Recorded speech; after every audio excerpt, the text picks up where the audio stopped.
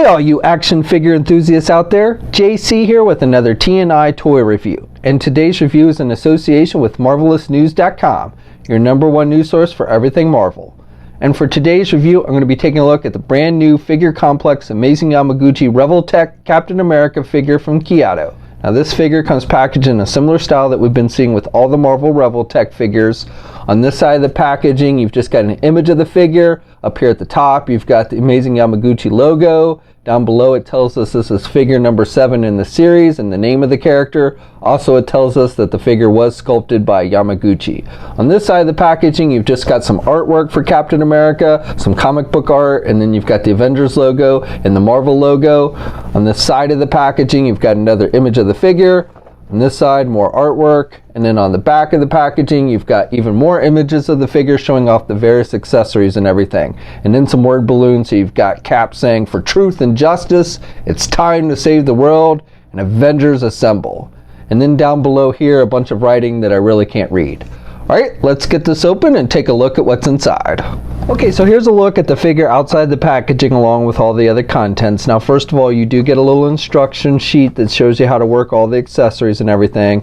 The writing is in a foreign language, but it does give you pictures so you can pretty much figure out how everything works. Okay, so for today we'll start off by looking at the figure itself first. And I gotta say, if Captain America was an NFL football linebacker, I think this is exactly how he would look. In fact, when I look at this figure, I think this would make for a great custom. If you remember back in the 90s when Marvel did a character called Super Pro, I think this would make a great basically base for that figure.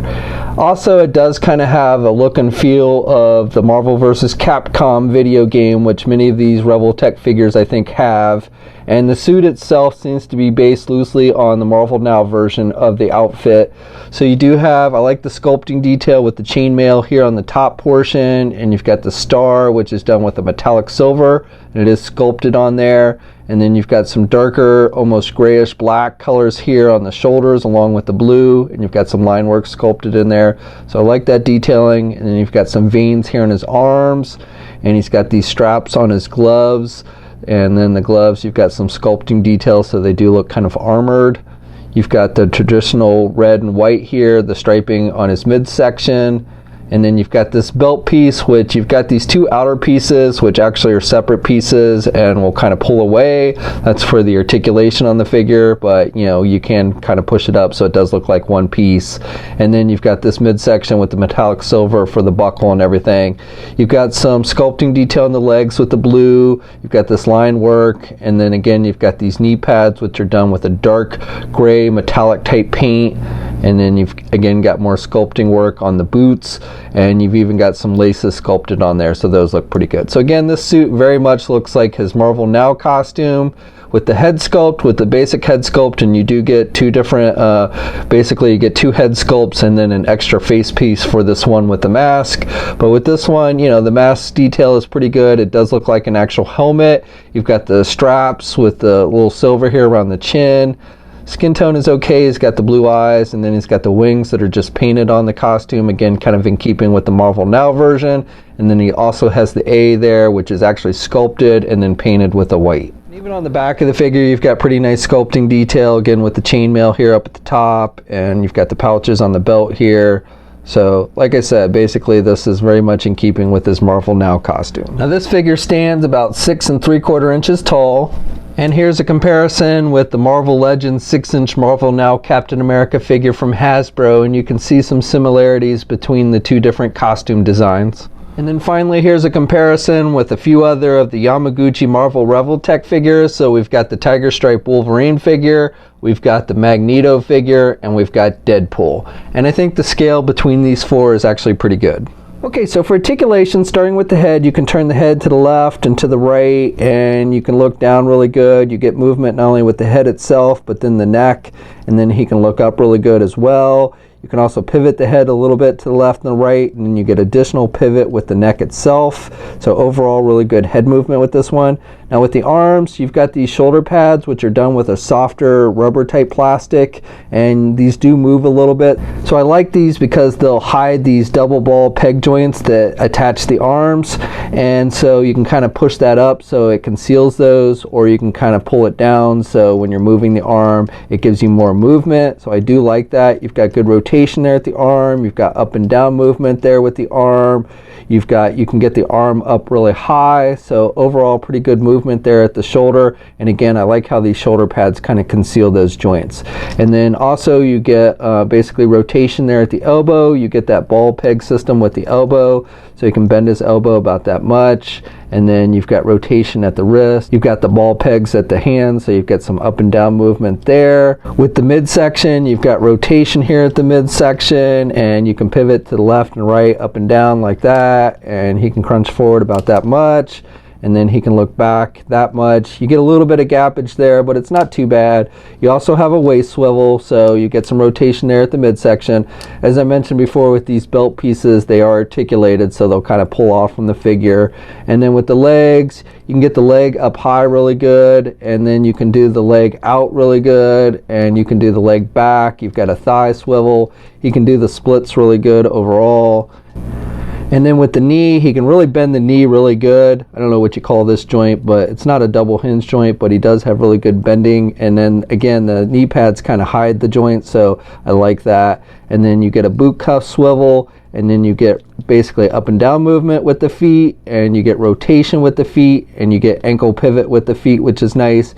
You get toe articulation with these, so you can do the toes up, and then no peg holes on the bottom of the feet. And just one other point of articulation I want to point out on this figure is here at the midsection. You can see these lines that come down here, and this is actually an articulated joint, so you can actually rotate the arm all the way around. So it's kind of weird. You don't generally see that even on Revoltech figures. And then also you can kind of pull this piece away a little bit from the figure. So it does give the arms extra added movement and mobility.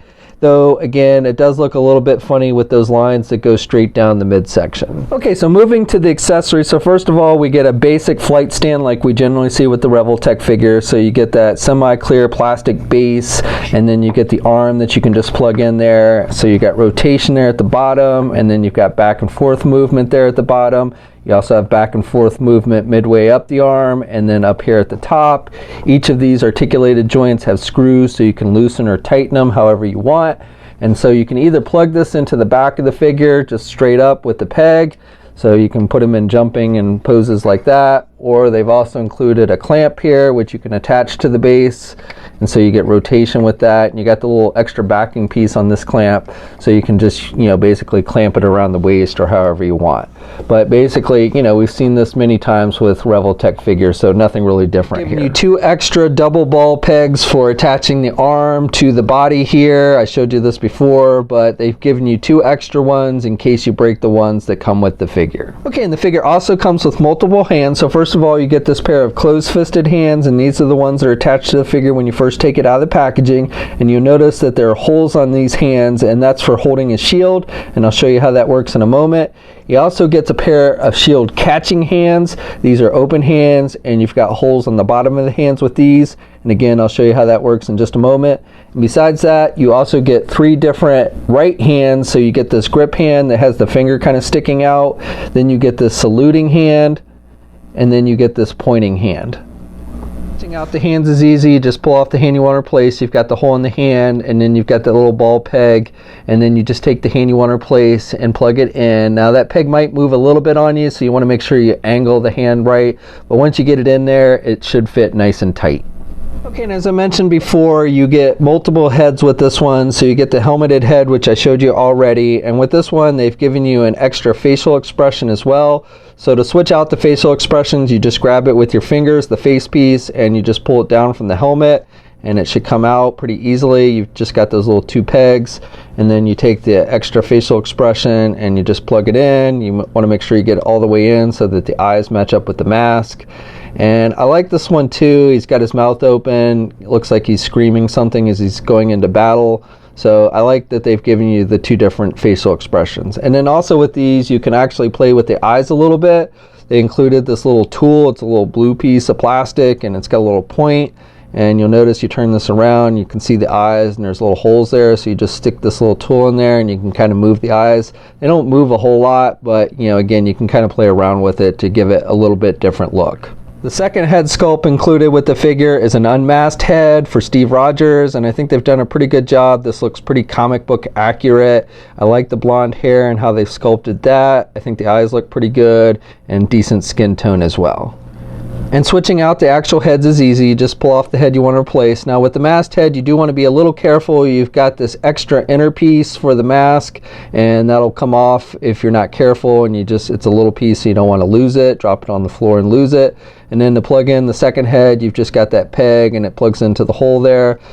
Should fit in there pretty easily and will fit nice and tight. Okay, and then the remaining accessories included with this figure all focus around Cap's shield. So first of all, you do get his classic shield, and I like the metallic paints that they've used with the red, the silver, and the blue, and you've got the star in the middle. On the underside, you've got the straps, and you've got the metallic silver with some sculpting detail on the back side, and then you've got this hole in the middle and off to the sides for holding it on his back and on his arm as well.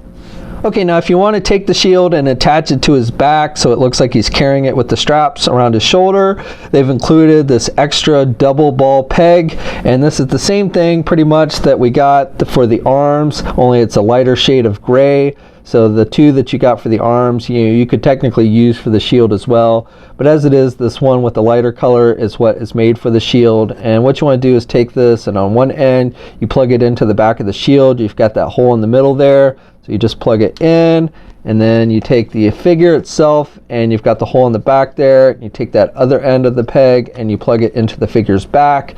Now you notice it is sticking out very far, but what you can do is just kind of fold it down like that.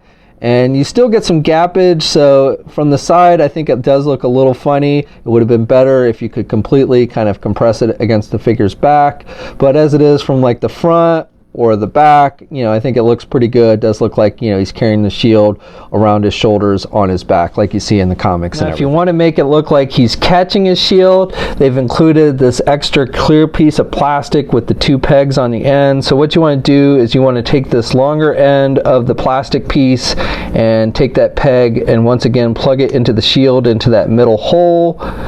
And then you take this peg piece, and you want to make sure that you have one of those hands that are open with the holes on the bottom, and then you just plug it in there, and so it looks like he is now catching his shield. Okay, and if you want him to hold the shield normally, what you want to do is take one of these closed fists with the holes on the top and the bottom, and if you want him to hold the shield on the right arm, just make sure you're using the right fist, and if you're wanting to use the shield on the left arm, make sure you're using the left fist. And they've included these little strap pieces. So what you want to do is you've got these little white pegs that point down.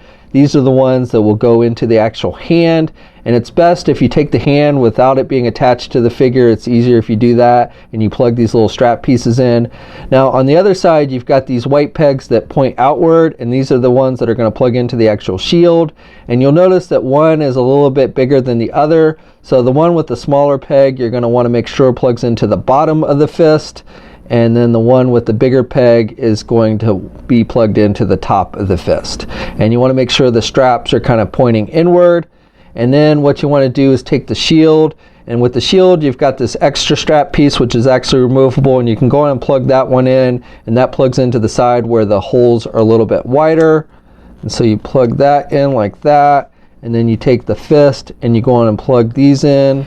And then what you want to do is take the arm of the figure and slide it through that outer strap, and if you've done everything right, the peg on the arm should match up with the hole on the fist, and then you just kind of slide it in. It can be a little bit tricky getting the arm to actually plug into the hand without pulling out the straps, but once you do get it, then he will hold the shield nice and tight. Okay, and then the final accessory is this effect piece that's made to mimic bullets ricocheting off a Cap's shield. And what you've got here is on the bottom here is this clear piece of plastic with these two clamps, and then you've got this semi-translucent plastic that's done with yellow. So these are made to look like bullets. Again, they're ricocheting off the shield. And what you want to do is just slide this over the shield, and it's best to come from the side.